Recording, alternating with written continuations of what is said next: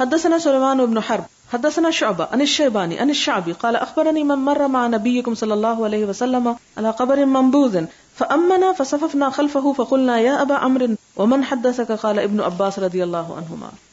باب فضل اتباع الجنائز، جنازے کے پیروی کرنے کی فضیلت، جنازے کے پیچھے جانا. وقال زید بن ثابت رضی اللہ عنہ اذا صلیت فقد قضیت الذی علیک، کہ جب تو نے جنازے کی نماز پڑھ لی تو اپنا قرض ادا کر دیا، قضیت پورا کر دیا، الذی علیک جو تجھ پر تھا، یعنی جو فرض عائد ہوتا تھا.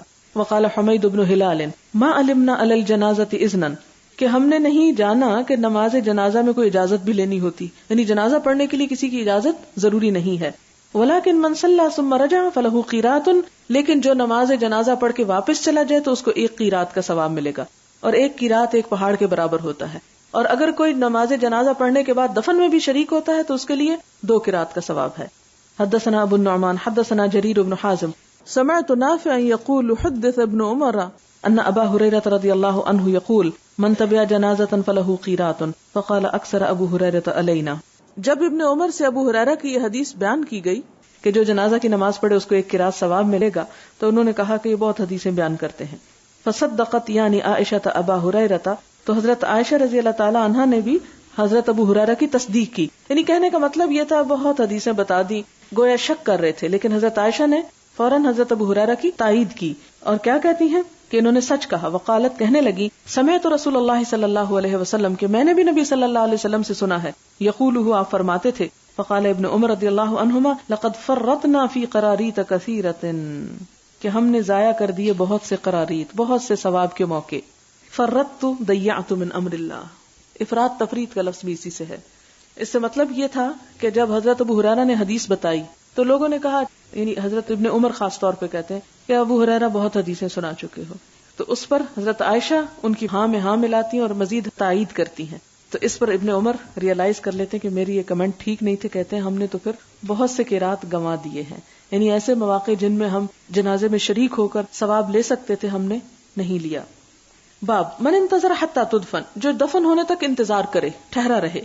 یعنی جیسے آپ کسی کی تعزیت کے لیے جاتے ہیں اور اس گھر میں بیٹھے رہتے جب تک کہ جنازہ اٹھا نہیں لیا جاتا، یا دفنانے والے جا کے واپس نہیں آ جاتے، تو کیا ایسا ہی کرنا چاہیے؟ یا اسی طرح جو شخص جنازہ پڑھے اور اس کے بعد پھر بیٹھا رہے جب تک کہ جنازہ قبرستان نہ لے جایا جائے اور دفنا نہ دیا جائے، یعنی وہ سارا انتظار کس کھاتے میں؟ حدثنا عبد الله بن مسلمة قال قرأت على ابن ابي ذئب عن سعيد بن ابي سعيد المقبوري عن ابيه انه سأل ابا هريرة رضي الله عنه فقال سمعت النبي صلى الله عليه وسلم وحدثنا احمد بن شبيب ابن سعيد قال حدثني ابي حدثنا يونس قال ابن شهاب وحدثني عبد الرحمن الاعرج ان ابا هريرة رضي الله عنه قال قال رسول الله صلى الله عليه وسلم، آپ صلی اللہ علیہ وسلم نے فرمایا، من شهد الجنازة، جو جنازے پہ حاضر ہو، حتی یصلی، یہاں تک کہ نماز پڑھ لے، فلہ قیرات، تو اس کو 1 قیرات ثواب. ومن شہد، اور جو حاضر ہو، حتی تدفن، یہاں تک کہ دفن کر دیا جائے، کان لہ قیراتان، تو اس کے لیے 2 قیرات. قیل ومل قیراتان، آپ سے پوچھا گیا یہ 2 قیرات کیا ہیں؟ قال مثل الجبلین العظیمین، کہ 2 بڑے بڑے پہاڑ. یعنی 1 قیرات صرف 1 پہاڑ نہیں بلکہ بہت بڑا پہاڑ، اور 2 قیرات 2 بڑے پہاڑ. باب صلاۃ الصبیان مع الناس علی الجنائز، جنازے کی نماز میں لوگوں کے ساتھ بچوں کا شریک ہونا. اس سے کیا پتہ چلتا؟ بچوں کو شریک اس لیے بھی کرنا چاہیے کہ انہیں پتہ چلے کہ کس موقع پہ کیا کرنا چاہیے. یہی بچے اگر بغیر کسی ایسی محفلوں میں شریک ہوئے بڑے ہو جائیں گے تو ان کو تو یہ سب کچھ بھول جائے گا اور ان کو نہیں پتہ چلے گا، اور وہ اپنی ذمہ داریاں بہتر طور پر ادا نہیں کر سکیں گے. اس لیے جہاں اور ہم ہر بات کا خیال رکھتے ہیں، چھری کانٹے سے کھانا سکھاتے ہیں، وہاں ان کو یہ بھی سکھانا چاہیے کہ جنازے میں شریک ہونا بھی ایک ضرورت ہے اور ذمہ داری کی بات ہے. حالانکہ فرض نہیں ہے ان پر، فرض تو بڑوں پہ بھی نہیں ہے، لیکن بہت بڑا ثواب ہے. اب دیکھیں اسلام کا طریقہ، ایک چیز فرض نہیں قرار دی کہ اس لیے کہ فرض قرار دی جاتی تو وہ لوگ جو بیمار ہیں، معذور ہیں، پریشان حال ہیں، مصروف ہیں بہت زیادہ، ان پہ ایک مصیبت آ جاتی، دین سخت ہو جاتا. ان کی آسانی کے لیے اللہ تعالیٰ نے اس کو فرض نہیں کیا، لیکن اگر سنت رکھا تو اتنا ثواب بتا دیا کہ کوئی بھی شخص جس کو یہ ثواب پتا چل جائے کہ ایک دن ایک جنازے میں شریک ہو کے اتنی نیکی مل جائے گی، تو وہ اس کے مقابلے میں دوسرے کام جو ہے پوسٹ پون کر دے گا اور وہ اس نیکی کو پانے کے لیے آگے بڑھے گا. اور یہ ہے اسلام کی وسعت اور وہ چیز جس نے مسلمانوں کے لیے ان ساری چیزوں پر عمل کروانا بڑا آسان کر دیا تھا. ہمارے لیے اس لیے مشکل ہو گیا کہ ہم نے اس کی روح کو نہیں پایا اور صرف چند ریچولز کے ساتھ چمٹ گئے. حدثنا یعقوب بن ابراہیم حدثنا یحیی بن ابی بکیر حدثنا زائدہ حدثنا ابو اسحاق الشیبانی عن عامر عن ابن عباس رضی اللہ عنہما قال اتى رسول اللہ صلی اللہ علیہ وسلم قبرا فقالوا هذا دفن او دفنت البارحة قال ابن عباس رضی اللہ عنہما فصففنا خلفه ثم صلى عليها.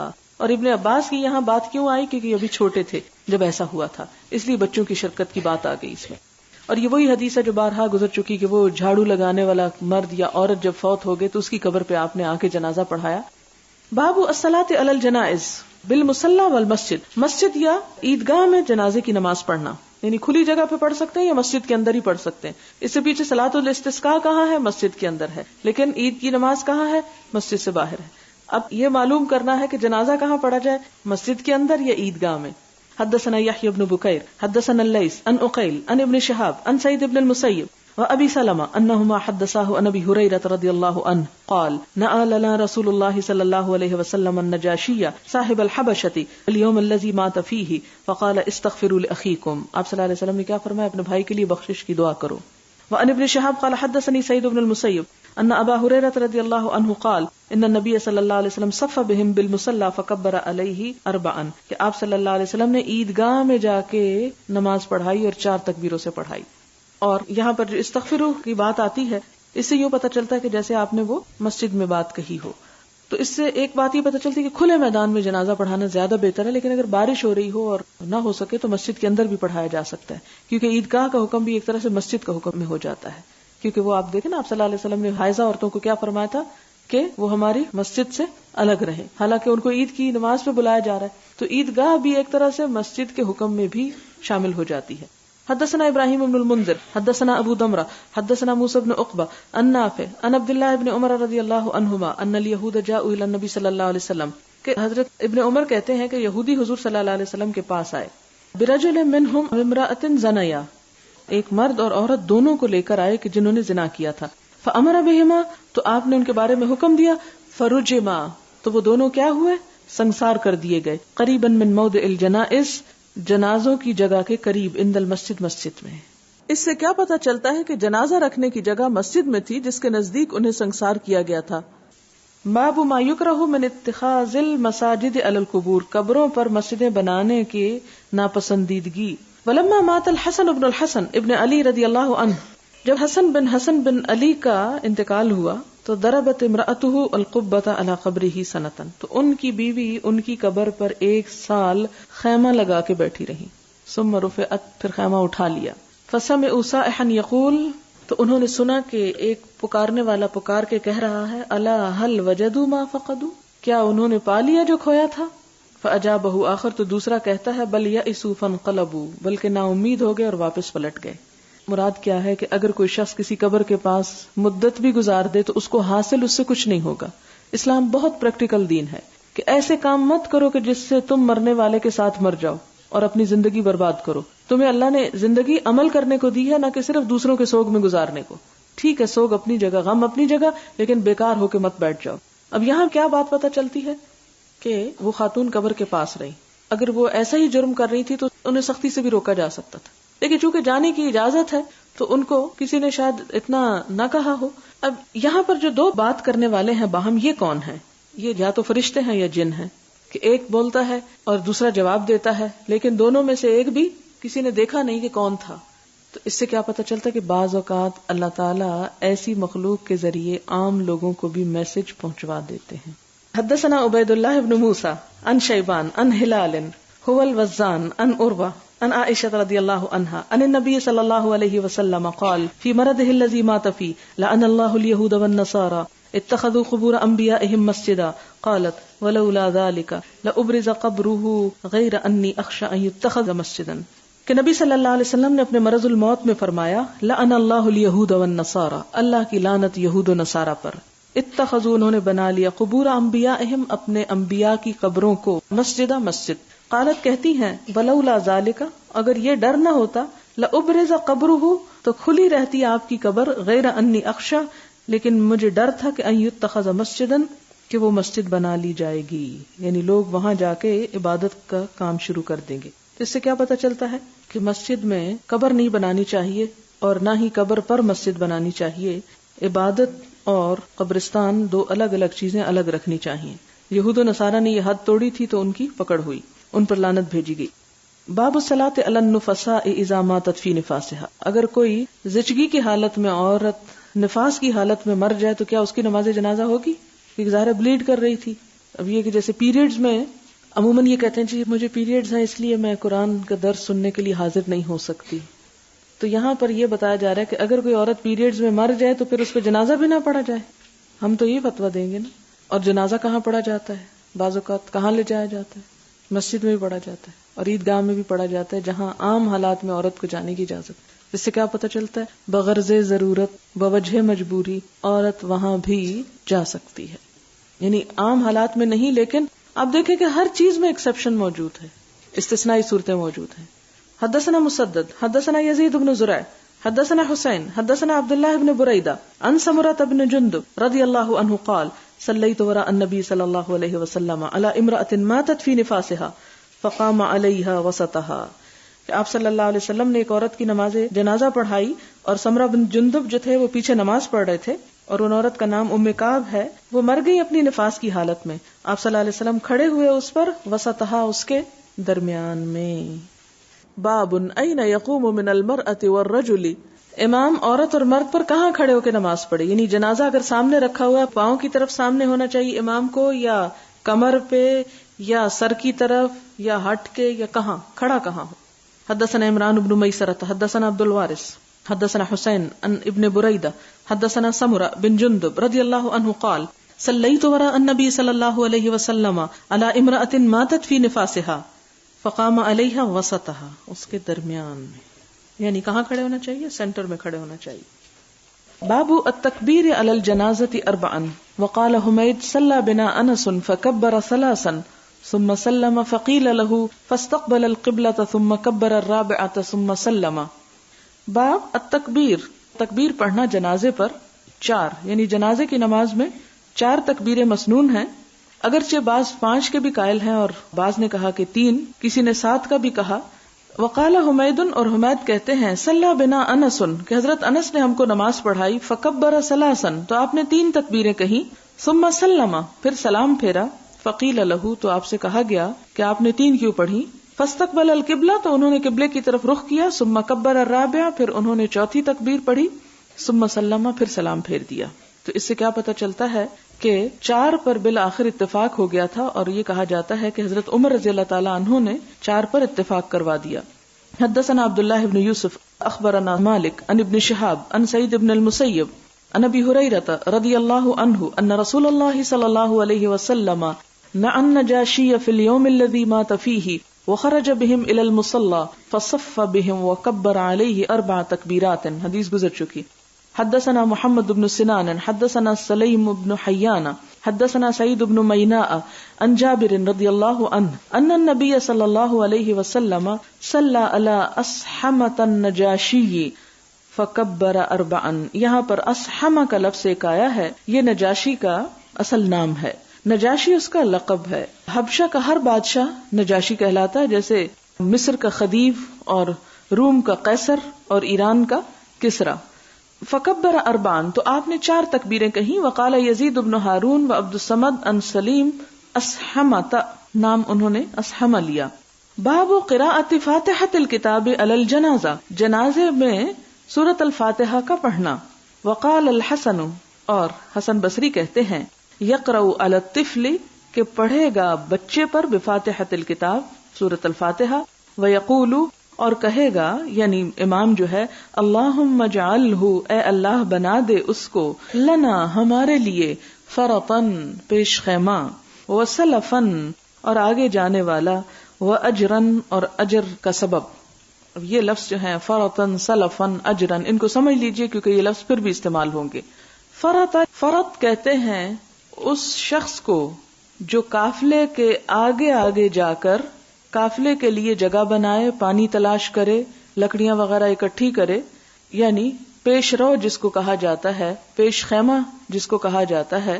تو یہاں پر کیا بتایا گیا کہ جب کوئی بچہ فوت ہو جائے تو جنازے کی نماز میں یہ دعا بھی پڑھی جا سکتی کہ یا رب یہ جو فوت ہو گیا ہے اس کو ہمارے لیے فرط بنا دے، یعنی ہم پیچھے آنے والے ہیں، یہ ہم سے آگے چلا گیا، سلف بنا دے. سلفن کا مطلب یہ ہوتا ہے آگے جانے والا. ما سلف کا لفظ قرآن میں بھی آپ پڑھ چکے ہیں, یعنی جو گزر گیا.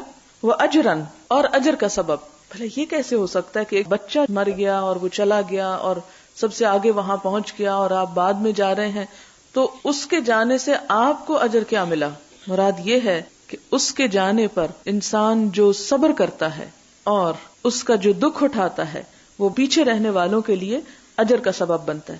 یعنی مراد کیا تھی کہ یا اللہ اس شخص کو جو ہم سے آگے جا چکا ہے اور اس کے جانے کی وجہ سے ہم کو جو صدمہ پہنچا ہے وہ صدمہ ہمارے لیے باعث اجر ہو, اس کا جانا ہمارے لیے اجر کا سبب بنا دے. حدثنا محمد بن بشار قال حدثنا غندر قال حدثنا شعبہ عن سعد عن طلحہ قال صلیت خلف ابن عباس. حضرت طلحہ کہتے ہیں کہ میں نے ابن عباس کے پیچھے نماز پڑھی رضی اللہ عنہما. حدثنا محمد بن کثیر قال اخبرنا سفیان عن سعد بن ابراہیم عن طلحة بن عبد الله بن عوف قال صلیت خلف ابن عباس على جنازة فقرأ بفاتحة الكتاب قال لتعلموا انها سنة. وہ کہتے ہیں کہ میں نے نماز پڑھی ابن عباس کے پیچھے ایک جنازے پر, تو آپ نے سورۃ الفاتحہ پڑھی اور پڑھنے کے بعد کیا کہا؟ لتعلموا, تاکہ تم لوگ بھی جان لو, انہا سنتن, کہ یہ نبی صلی اللہ علیہ وسلم کا طریقہ ہے. یعنی نماز جنازہ میں سورۃ الفاتحہ پڑھنی چاہیے. مراد یہ ہے. باب الصلاۃ علی القبر بعد ما یدفن, مردہ دفن ہونے کے بعد قبر پر نماز پڑھنا. مراد یہاں نماز سے نماز جنازہ ہے, اور یہ حدیث بھی بہت دفعہ گزر چکی ہے. حدثنا حجاج بن منہال حدثنا شعبہ قال حدثنی سلیمان الشیبانی قال سمعت الشعبی قال اخبرنی من مر مع النبی صلی اللہ علیہ وسلم على قبر منبوذ فأمهم وصلوا خلفه قلت من حدثك هذا يا ابا عمرو قال ابن عباس رضی اللہ عنہما. حدثنا محمد بن الفضل قال حدثنا حماد بن زید عن ثابت عن ابی رافع عن ابی ہریرہ رضی اللہ عنہ ان اسود رجلا او امرأة كان يقم المسجد, مسجد میں جھاڑو لگاتے تھے, فمات ولم يعلم النبي صلی اللہ علیہ وسلم بموته فذكره ذات يوم فقال عليه الصلاة والسلام ما فعل ذلك الانسان قالوا مات يا رسول الله قال افلا آذنتموني فقالوا انه كان كذا وكذا قصته قال فحقروا شأنه. یہاں ایک نیا لفظ آ رہا ہے کہ صحابہ کرام نے اس کے معاملے کو, اس کی حالت کو حقیر سمجھا, یعنی اس کا فوت ہونا اور دنیا سے چلا جانا, کیونکہ ایک جھاڑو دینے والا شخص تھا. لیکن اللہ کے رسول صلی اللہ علیہ وسلم نے اس کی قدر و منزلت بڑے بڑے بادشاہوں سے زیادہ بڑھا دی اس کا جنازہ پڑھ کر, اور اس کے دفن ہونے کے بعد اس کا جنازہ پڑھ کر. اس سے کیا پتہ چلتا ہے کہ اسلام میں اصل چیز کسی کا اخلاص ہے, اور دیکھنا یہ ہے کہ وہ اللہ کی خاطر کوئی کام کتنا کر رہا, خواہ وہ جھاڑو ہی کیوں نہ دے رہا ہو. یعنی ضروری نہیں کہ ایک شخص جو درس دے رہا ہو اور لوگوں کو پڑھا رہا ہو اسی کی عزت اور مرتبہ بہت زیادہ ہو. نہیں, اس شخص کا بھی عزت و مرتبہ کچھ کم نہیں کہ جو ایک درس دینے والی جگہ پر بیٹھنے کے لیے صفائی کا اہتمام اور انتظام کرتا ہے اور جھاڑو لگاتا ہے. اب مسجد میں نماز پڑھنا ایک بہت اعلیٰ درجے کی نیکی تھی, لیکن اس کے ساتھ ساتھ مسجد کو صاف کرنا یہ بھی کچھ کم نیکی نہیں, اس لیے کہ مسجد صاف ہوگی تو لوگ اچھی طرح نماز پڑھ سکیں گے. تو اس کی اس صفائی نے باقی سب لوگوں کے لیے مسجد میں آ کر نماز پڑھنے میں خشوع و خضوع کا اہتمام کیا, ان کے لیے ایک سہولت پیدا کی, تو وہ بھی اپنے اجر اور ثواب میں کچھ کم نہ تھا. لوگوں نے اس کو عام دنیا کی روٹین کے مطابق ایک کم درجے کا انسان سمجھ کر, اور ایک روایت میں آتا کہ عورت تھی, اور عورت سمجھ کر کے کیا کالی کلوٹی عورت جو مسجد میں جھاڑو لگاتی ہے اس کا کیا حق ہے. نہیں, اس کو بھی آپ صلی اللہ علیہ وسلم نے اگنور نہیں کیا, بلکہ اس کے اس کام کی فضیلت کو بتانے کے لیے کہ یہ کام بھی چھوٹا کام نہیں ہے, اس کی قبر پر جا کے جنازہ پڑھا. اور پھر آپ دیکھیں کہ قبر بھی اس کی ایسی جگہ بنائی گئی جو الگ تھلگ تھی, یعنی اس کو مرنے کے بعد بھی, جیسے ہمارے ہاں بھی جو لوگ کم درجے کے کام کرتے ہیں معاشرے میں, کوئی نائی ہے یا موچی ہے یا اس طرح, تو اس کو حقیر سمجھتے ہیں. اصل بات تو تقویٰ ہے. اگر کسی نائی کے اندر تقویٰ کسی چارٹرڈ اکاؤنٹنٹ سے بڑھ کر ہے تو اللہ کے نزدیک اس نائی کا درجہ اور مقام کہیں بڑا ہے بنسبت ایک دنیا کی بہت بڑی ڈگری اور بہت بڑا عہدہ رکھنے والے کے, کیونکہ ان اکرمکم عند اللہ اتقاکم. یہ الگ بات ہے کہ دنیا میں اللہ تعالیٰ نے بعض لوگوں کو علم کی وجہ سے، بعض لوگوں کو مال کی وجہ سے درجات دیے ہیں، لیکن یہ درجات عارضی ہیں. اگر علم کے اندر تقوی نہیں اور خدا کا خوف نہیں اور اللہ تعالیٰ سے محبت نہیں تو کچھ بھی نہیں. لہٰذا یہ ہم جو کچھ بھی کر رہے ہیں، ہم میں سے ہر ایک، اللہ نے ہمارے لیے چاہا اور ہمارے حصے میں مختلف کام آ گئے، اور مختلف کاموں کے لیے اللہ تعالیٰ نے مختلف لوگوں کو مختلف صلاحیتیں عطا کی. اب جس کو جو صلاحیت ملی، اللہ نے اس سے جو کام لینا چاہا اور اس نے کر دیا، تو قیامت کے دن یہ نہیں دیکھا جائے گا کہ کس نے بظاہر کیا بڑا کام کیا اور کون سا معرکہ سر کر کے آیا. دیکھا یہ جائے گا کہ کس کے اندر واقعی وہ کام صرف اللہ کے لیے خالصتاً کرنے کا جذبہ تھا، اور جس کے اندر جتنا یہ جذبہ زیادہ ہوگا، جتنی اللہ کی محبت زیادہ ہوگی، اتنا ہی اس کا اجر زیادہ ہوگا. کیونکہ وہاں پر کام کی مقدار نہیں دیکھی جاتی، اس کی کوالٹی دیکھی جاتی ہے، خواہ وہ کام چھوٹا ہی کیوں نہ ہو. اس لیے ہم سب کو بھی توجہ اس بات پر رکھنی چاہیے کہ ہم جو کچھ بھی کر رہے ہیں، خواہ ہم جھاڑو ہی لگا رہے ہیں، تو ہم کوئی حقیر و ذلیل لوگ نہیں ہیں. ہم اللہ کے نزدیک بڑی قدر و قیمت رکھتے ہیں اگر ہم اس جھاڑو میں بھی نیت یہ رکھتے ہیں کہ یہ میرے رب کی رضا کے لیے یہ کام ہے، کسی انسان کی رضا کے لیے نہیں. اور ضروری نہیں کہ صرف اسی جھاڑو لگانے کا اجر ہے جو کسی مسجد میں ہو یا کسی درس گاہ میں ہو. کہیں پر بھی انسان جب صفائی اور ستھرائی اور طہارت کا اہتمام کرتا ہے، خواہ وہ اپنے گھر کا باتھ روم ہی کیوں نہ دھو رہا ہو اور اپنا کموڈ ہی کیوں نہ صاف کر رہا ہو، تو ایسی صورت میں اگر وہ اسلام کے اس تعلیم کو مد نظر رکھ رہا ہے کہ طہارت نصف ایمان ہے، تو وہ ایک بہت بڑے درجے کا کام کر اور اس نصف ایمان کو حاصل کر رہا ہے. لیکن بہرحال جس طرح اللہ تعالیٰ نے مختلف جگہوں کی فضیلت بتائی کہ جس جگہ پر اللہ کا ذکر ہوتا ہے وہاں فرشتوں کا گھیرا ہوتا ہے، تو اسی طرح ان جگہوں کی صفائی اور ان جگہوں کا اہتمام کچھ نسبتاً زیادہ اجر اور ثواب کا کام ہے، لیکن پھر بھی ڈیپینڈ سراسر نیت پہ کرتا ہے. اور پہلی حدیث جو آپ نے اس کتاب کی پڑھی وہ بھی یہی تھی کہ انما الاعمال بالنیات، کوانٹٹی نہیں، یہ دیکھنا ہے کہ نیت کیا ہے.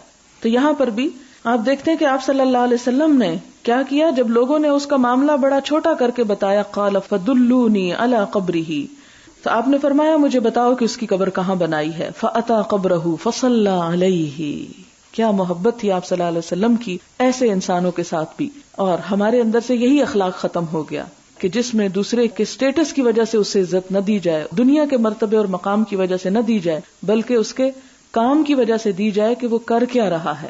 فَأَتَى قَبْرَهُ فَصَلَّى عَلَيْهِ، آپ اس کی قبر تک پہنچے اور آپ نے اس میں نماز جنازہ پڑھی، اور آپ کے پیچھے صحابہ کرام بھی تھے، انہوں نے بھی نماز جنازہ پڑھی. باب المیت یسمع خفق النعال، میت جوتوں کی آواز سنتی ہے. یعنی میت جو ہے جب مردہ دفن کیا جاتا ہے تو جو دفنانے کے لیے آتے ہیں وہ واپس جا رہے ہوتے ہیں تو وہ آواز اس کو سنائی دے رہی ہوتی ہے. تو اس سے یہ بھی پتہ چلتا ہے کہ قبرستان میں جوتے پہن کر جانے کی اجازت ہے. حدثنا عیاش حدثنا عبد الاعلی حدثنا سعید وقال لی خلیفۃ حدثنا ابن زریع حدثنا سعید عن قتادہ عن انس رضی اللہ عنہ عن النبی صلی اللہ علیہ وسلم قال العبد اذا وضع فی قبرہ، کہ انسان جب اپنی قبر میں رکھ دیا جاتا ہے، وتولی اور اس سے منہ موڑ لیا جاتا ہے، وذهب اصحابہ اور اس کے ساتھی چل پڑتے ہیں، چلے جاتے ہیں، حتی انہ لیسمع قرع نعالہم، یہاں تک کہ وہ ان کے جوتوں کی آواز کو سنتا ہے. یعنی اسی وقت اس کے پاس منکر نکیر پہنچ جاتے ہیں، اس کو اٹھا بٹھاتے ہیں اور اسے پتا چل رہا ہوتا ہے کہ میرے سب رشتہ دار جو ہیں اب واپس جا رہے ہیں. اتاہ ملکانی، دو فرشتے اس کے پاس آتے ہیں، فاقعداہ، اسے دونوں بٹھا دیتے ہیں، فیقولان لہ، تو دونوں اس سے کہتے ہیں، ما کنت تقول فی ھذا الرجل، اس شخص کے بارے میں تم کیا کہتے ہو، محمد صلی اللہ علیہ وسلم. فیقول اشہد ان عبد اللہ ورسولہ، تو وہ شخص کیا جواب دیتا ہے کہ میں گواہی دیتا ہوں کہ وہ محمد صلی اللہ علیہ وسلم اللہ کے بندے اور اس کے رسول تھے. فیقال، تو اس سے کہا جاتا ہے، انظر الی مقعدک من النار، اپنی جگہ آگ میں دیکھ لو، ابدلک اللہ بہ، اللہ نے تجھ کو بدل دیا اس کے ساتھ، مقعد من الجنہ، جنت کی جگہ کے ساتھ. یعنی ہر انسان کے لیے جنت بھی ہے اور جہنم بھی ہے. اور یہ جنت اور جہنم کیا ہے، جیسے ایک اور حدیث سے پتہ چلتا ہے کہ چٹیل میدان ہے، زمین کے ٹکڑے ہیں دو. انسان اگر نیک کام کرتا ہے تو اس کی جنت تیار ہوتی ہے، اور اگر برے کام کرتا ہے تو اس کی جہنم بھڑکتی ہے، اور بالآخر وہ وہاں پہنچ جاتا ہے جہاں اس کا عمل غالب آتا ہے. کیونکہ کوئی انسان ایسا تو نہیں ہو سکتا جو صرف نیک کام کرنے والا ہو، اور کوئی ایسا بھی نہیں ہو سکتا جو صرف برے کا برا ہو. ہر انسان سے دونوں طرح کے عمل ہوتے ہیں. فیصلہ کس پر ہوگا کہ کس کے کون سے اعمال بڑھ گئے. اب آپ دیکھیں کہ وہ حصہ جہنم کا جو اس شخص کے لیے مخصوص تھا، اگر وہ اسے بھرنے کا کام کرتا، وہ اس کو دکھایا جاتا. وہ فلاں جگہ دیکھ رہے ہو، کس طرح دکھایا جا رہا ہوگا، کوئی نشان ہوگا، کوئی علامت ہوگی، کوئی کسی طرح پوائنٹ آؤٹ اس کی طرف کیا گیا ہوگا. بہرحال تو اس کو بتا دیا جائے گا کہ وہ حصہ تھا تمہارا، اگر تم برے کام کرتے تو وہاں پہنچتے، لیکن چونکہ تم نے برے کام چھوڑ کر اپنے نفس کو مار کے اچھے کاموں کی طرف توجہ کی، لہٰذا اللہ تعالیٰ نے اس ٹکڑے کے عوض جنت کا یہ ٹکڑا تمہارے نام کر دیا. اب تمہارا ٹھکانہ یہاں پر ہوگا. اور یہ کس کو توفیق ہوگی؟ جو یہ جواب دے سکے کہ محمد صلی اللہ علیہ وسلم اللہ کے بندے اور اس کے رسول ہیں. تو یہاں پر کیا ہوگا؟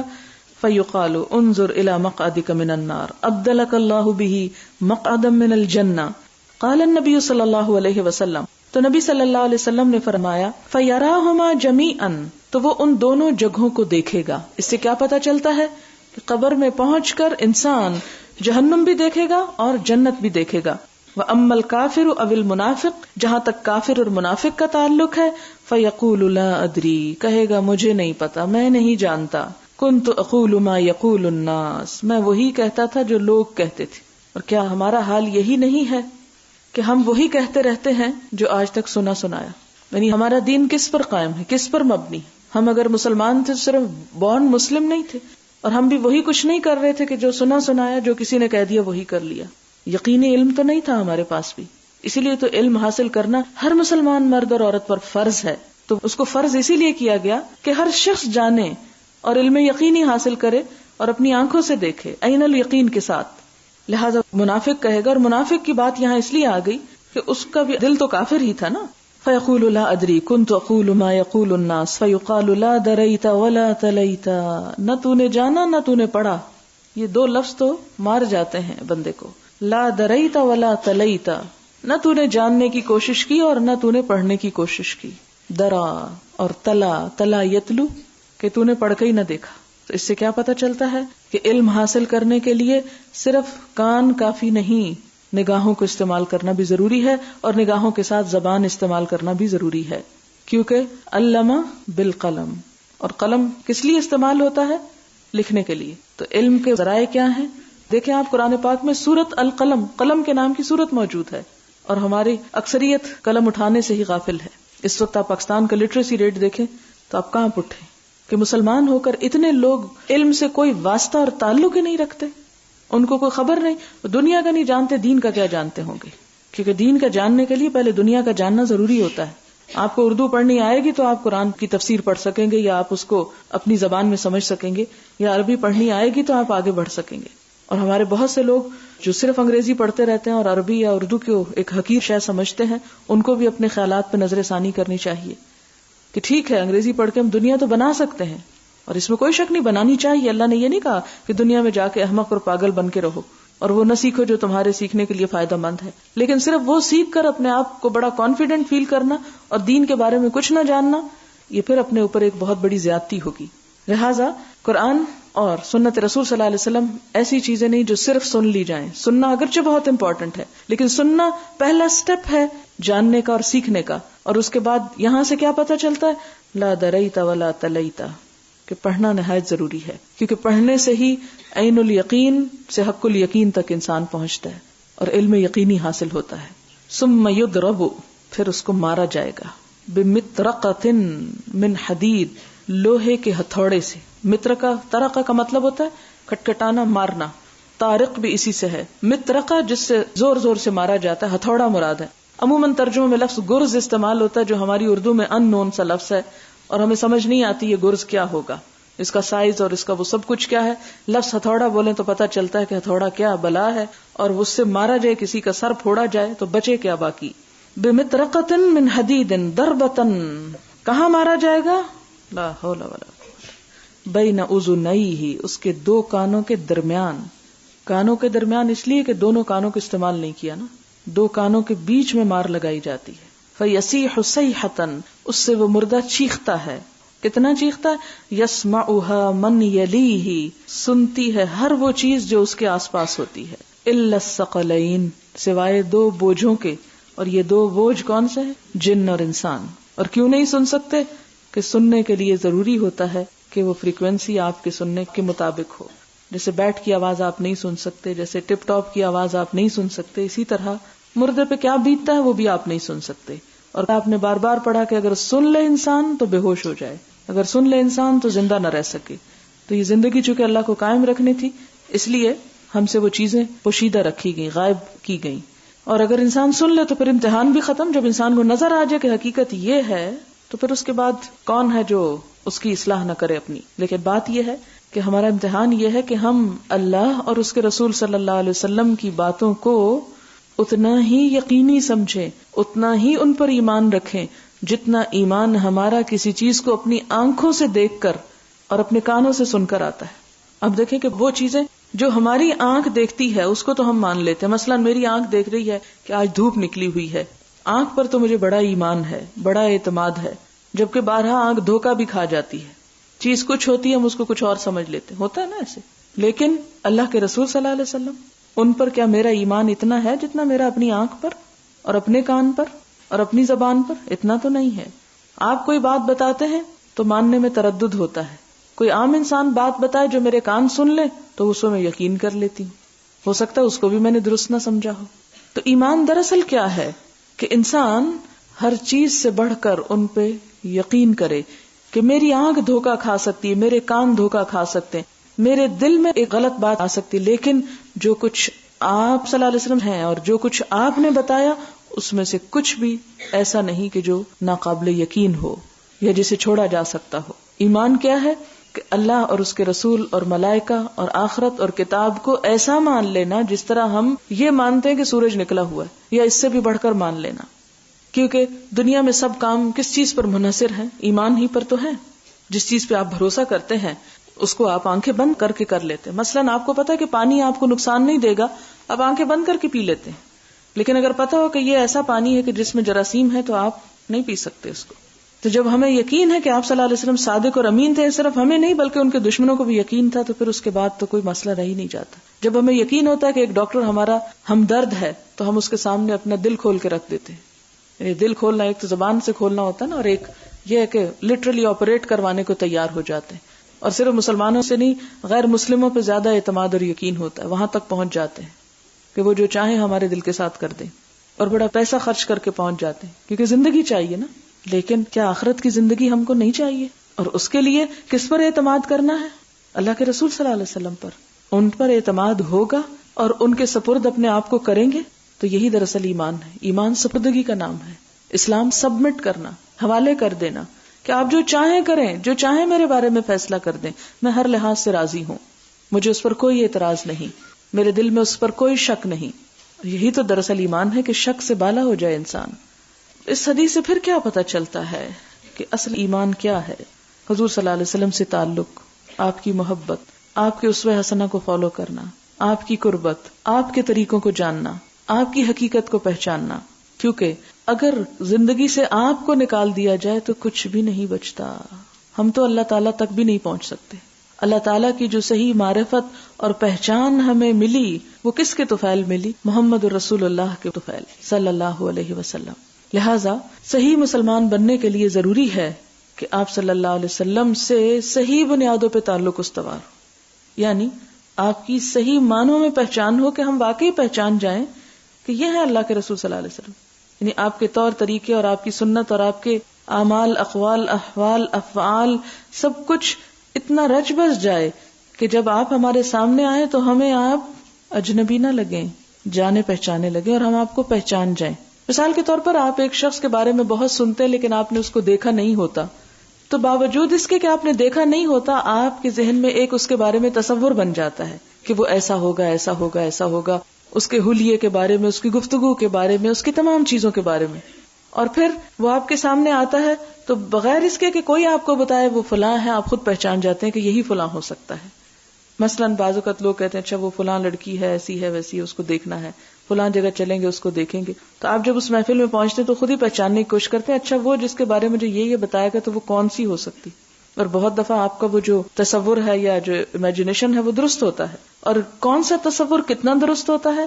جتنا زیادہ آپ اس کے بارے میں معلومات رکھتے ہوں اور جتنا آپ اس کے بارے میں سوچ سکتے ہوں. اللہ کے رسول صلی اللہ علیہ وسلم اگر ہماری سوچوں کا مرکز اور محور نہ ہو تو پہچاننا مشکل ہو جائے گا.